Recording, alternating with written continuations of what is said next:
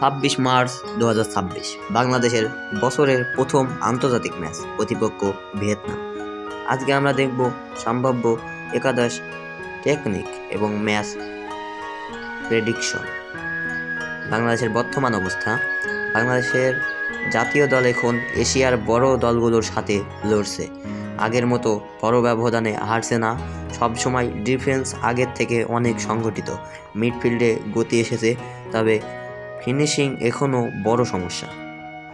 তারকা খেলোয়াড়রা: দলের নেতৃত্বে আসে জামাল ভুঁইয়া, মিডফিল্ডের বড় শক্তি। উইং থেকে গতি আনছে রাকিব হোসেন। ডিফেন্স শক্ত প্রাচীর তপু বর্মন। তবে এক বা দুই প্লেয়ার দিয়ে কি পুরো দল বদলানো সম্ভব? টেকনিক ও সমস্যা: বর্তমান কোচের অধীনে বাংলাদেশ 4-3-3 ফরমেশনে খেলছে।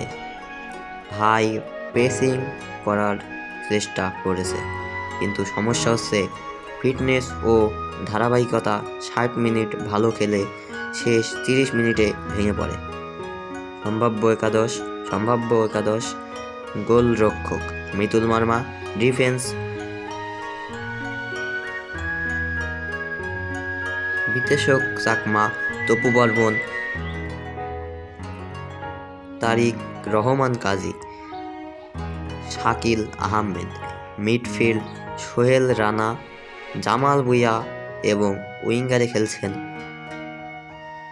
হামজা চৌধুরী আছেন, তবে ইনজুরির কারণে হয়তোবা তিনি খেলবেন না খেলার সম্ভাব্যতা একটু বেশি, কারণ হামজা চৌধুরী লেস্টার সিটির হয়ে ইনজুরিতে পড়েছেন। নেক্সট কয়েক ম্যাচে লেস্টার সিটির হয়ে হামজা চৌধুরী খেলতে পারেননি। হয়তোবা ভিয়েতনামের বিপক্ষে ফ্রেন্ডলি ম্যাচে হামজা চৌধুরী খেলবেন না।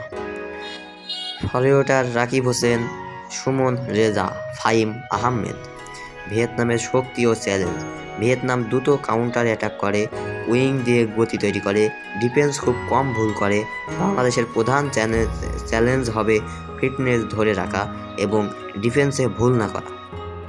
ম্যাচ প্রেডিকশন: যদি বাংলাদেশ ডিফেন্স শক্ত রাখে তাহলে 1-1 গোলে ড্র হওয়ার সম্ভাবনা আছে, কিন্তু যদি প্রথম গোল হজম করে তাহলে ম্যাচ কঠিন হয়ে যাবে। সম্ভাব্য স্কোর 1-1 বা 1-2। এই ম্যাচে ভিয়েতনাম জিতে যেতে পারে।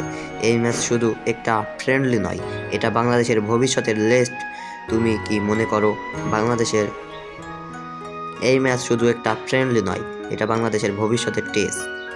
তুমি কি মনে করো বাংলাদেশ কি চমক দেখাবে? কমেন্টে লেখো বাংলাদেশ জিতবে। আমরা আছি আপনাদের পাশে। ভিডিওটা লাইক করবেন, চ্যানেলটা সাবস্ক্রাইব করবেন এবং সব ধরনের খেলার আপডেট